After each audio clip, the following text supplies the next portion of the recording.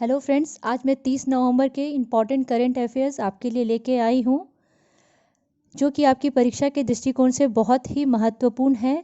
आप मेरे वीडियो को शुरू से अंत तक देखें, इसे सब्सक्राइब करें, कमेंट करें, ताकि मैं मोटिवेट हो सकूँ, आपके लिए अच्छी से अच्छी वीडियो बना सकूँ और अपने विचार हम तक पहुँचाते रहें। तो लेते हैं हमारा पहला प्रश्न। भारतीय रेलवे ने हाल ही में किस पहल की शुरुआत की है? हमारे ऑप्शंस है मेरी रेल, मेरा प्रयास, मेरी सहेली, इनमें से कोई नहीं। इसका सही जवाब है मेरी सहेली। आइए देखते हैं दूसरा प्रश्न। हाल ही में निवासी और प्रवासी भारतीय वैज्ञानिकों, शिक्षाविदों के लिए कौन सा अनूठा शिखर सम्मेलन हाल में ही आयोजित किया गया है? इसके सही ऑप्शंस हैं प्रवास शिखर सम्मेलन, विज्ञान शिखर सम्मेलन, वैभव शिखर सम्मेलन और इनमें से कोई नहीं।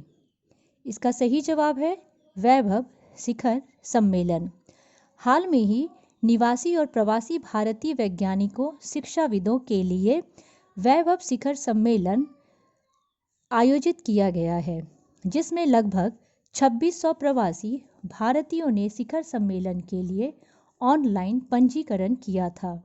इस सम्मेलन में विज्ञान और प्रौद्योगिकी के नए और उभरते क्षेत्रों में सहयोग की संभावनाओं पर विचार किया गया है। महिला पहलवान रितु फोगाट ने सिंगापुर में लगातार कौन सी बार मिक्स्ड मार्शल आर्ट चैंपियनशिप का खिताब जीता है? पहली बार, दूसरी बार, तीसरी बार, इनमें से कोई नहीं। इसका सही जवाब है तीसरी बार। तो आइए देखते हैं हमारा अगला प्रश्न। केंद्र सरकार ने सैनिक स्कूलों में ओबीसी को कितने प्रतिशत आरक्षण देने की घोषणा की है? हमारे ऑप्शंस हैं 13%, 27%, 48%, इनमें से कोई नहीं। इसका सही जवाब है 27%। कौन सा एक नौसैनिक अभ्यास 2 चरणों में आयोजित किया जा रहा है? हमारे ऑप्शंस हैं पहला बार अभ्यास, सिट मैक्स और इनमें से कोई नहीं। इसका सही जवाब है मालाबार अभ्यास। 2020 में मालाबार अभ्यास को 2 चरणों में आयोजित किया जा रहा है। अभ्यास का पहला चरण शुरू हो गया है। भारतीय नौसेना, United state navy, Japan maritime self defence force और रॉयल ऑस्ट्रेलिया नेवी मालाबार 2020 में भाग ले रहे हैं। इस साल यह मालाबार अभ्यास का 24वां संस्करण है। यह 1992 में भारत और अमेरिका की नौसेनाओं के बीच एक द्विपक्षीय अभ्यास के रूप में शुरू किया गया था। 1915 में जापान अभ्यास में शामिल हुआ है। चरण 2 नवंबर के मध्य में अरब सागर में आयोजित किया जाएगा। भारत ने गिलगिट बाल्टिस्तान को प्रांतीय दर्जा देने के किस देश के फैसले को खारिज कर दिया है? हमारे ऑप्शंस हैं भूटान, पाकिस्तान, अफगानिस्तान और इनमें से कोई नहीं। इसका सही जवाब है पाकिस्तान। आइए देखते हैं हमारा अगला प्रश्न। किस मंत्रालय ने एक्सीडेंट इन इंडिया 2019 रिपोर्ट जारी की है? हमारे ऑप्शंस हैं रेलवे मंत्रालय, एचआरडी मंत्रालय, केंद्रीय सड़क परिवहन और राजमार्ग मंत्रालय, इनमें से कोई नहीं। इसका सही जवाब है केंद्रीय सड़क परिवहन और राजमार्ग मंत्रालय। दुनिया भर में दुर्घटनाओं के मामले में भारत तीसरे नंबर पर है, जबकि मौत के मामले में सबसे आगे है।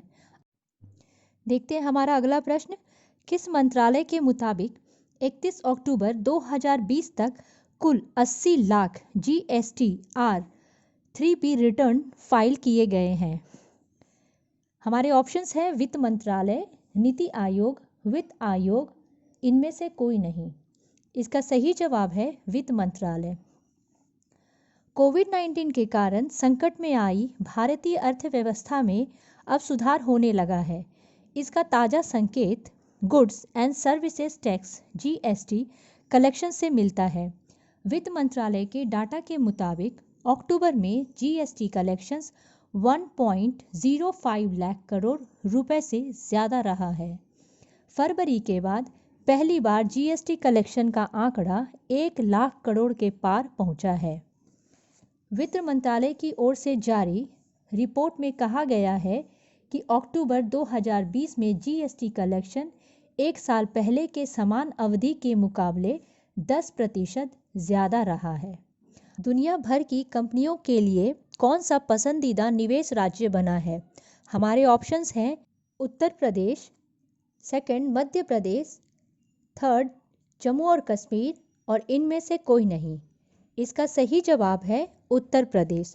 उत्तर प्रदेश दुनिया भर की कंपनियों के लिए पसंदीदा निवेश राज्य बना है, जहां पर 45,000 करोड़ का निवेश होगा और 1.35 लाख लोगों को रोजगार मिलेगा। यूपी में यह निवेश Japan, America, Britain, Canada, Germany, दक्षिण कोरिया समेत करीब 10 देशों की कंपनियां निवेश करेंगी। भारत के सबसे बड़े डिजिटल सिंगल विंडो पोर्टल निवेश मित्र का कार्यान्वयन है, जिसके जरिए उद्यमियों को लगभग 166 सेवाएं दी जाती हैं। आइए देखते हैं हमारा अगला प्रश्न। निम्न में से किस बैंक के पूर्व एमडी आदित्य पुरी को कॉलिंग ग्रुप में एशिया बिजनेस के लिए सीनियर एडवाइज़र नियुक्त किया गया है? हमारे ऑप्शंस हैं एसबीआई, यस बैंक, एचडीएफसी, इनमें से कोई नहीं। इसका सही जवाब है HDFC bank. Aditya Puri calling के लिए उभरते हुए बाजारों में नए अवसर के बारे में गाइडलाइन देंगे। 1994 से आदित्य पुरी एचडीएफसी बैंक की स्थापना के समय से सीईओ नियुक्त किए गए थे। आइए लेते हैं हमारा अगला प्रश्न। भारत और किस देश के बीच व्यापार और प्रौद्योगिकी में आपसी सहयोग को बढ़ावा देने के तरीकों पर द्विपक्षीय वार्ता हुई है? हमारे ऑप्शंस हैं फ्रांस, जापान, ग्रीस, इनमें से कोई नहीं। इसका सही जवाब है ग्रीस। आइए लेते हैं अगला प्रश्न। मानव पूंजी शिक्षा में परिवर्तन करने हेतु सतत कार्य परियोजना के तहत किस राज्य के स्कूलों को विलय किया जा रहा है? हमारे ऑप्शंस हैं उड़ीसा, असम, इनमें से कोई नहीं और इसका सही जवाब है उड़ीसा। तो आइए देखते हैं उड़ीसा के बारे में। उड़ीसा के सीएम हैं नवीन पटनायक और वहाँ के गवर्नर हैं गणेशी लाल। नुआखाई उत्सव उड़ीसा में हाल में ही मनाया गया था। मो जीवन पहल, मो प्रतिभा पहल उड़ीसा सरकार की ही प्रयास है। उड़ीसा के कंदमाल हल्दी को जीआई टैग हाल में ही दिया गया था। डीआरडीओ ने सुपरसोनिक क्रूज मिसाइल ब्रह्मोस का सफल परीक्षण उड़ीसा में किया था। डीआरडीओ ने अभ्यास का सफलतापूर्वक परीक्षण उड़ीसा में ही किया था। झुग्गी मुक्त राज्य बनाने के लिए स्वयं अपडेशन कार्यक्रम की शुरुआत राज्य सरकार द्वारा की गई थी और पूर्व स्पीकर शरद कुमार का निधन हुआ है, जो कि उड़ीसा के ही थे। आइए लेते हैं हमारा अगला प्रश्न। विश्व का सबसे बड़ा प्लास्टिक कचरा निर्माता की श्रेणी में कौन सा देश शीर्ष स्थान पर है? हमारे ऑप्शंस हैं अमेरिका, ऑस्ट्रेलिया, यूरोप, इनमें से कोई नहीं। इसका सही जवाब है अमेरिका। आइए देखते हैं हमारा अगला प्रश्न। वर्ष 2020 का एक पुरस्कार किस मलयालम लेखक ने जीता है? हमारे ऑप्शंस है Paul Zacharia, doctor Satish Mishra, doctor K Chandrasekharan और इनमें से कोई नहीं। तो इसका सही जवाब है पॉल जाचेरिया, जो कि एक मलयालम लेखक हैं। उनको एजुथस पुरस्कार से सम्मानित किया गया है। यह केरल सरकार द्वारा दिया जाने वाला सर्वोच्च साहित्य सम्मान है। आपसे हार्दिक अनुरोध है कि आप मेरे चैनल को सब्सक्राइब करें, पूरा वीडियो देखें और जिनको ज़रूरत हो उनको शेयर करें और अपने सुझाव और कमेंट मुझे देते रहें। धन्यवाद।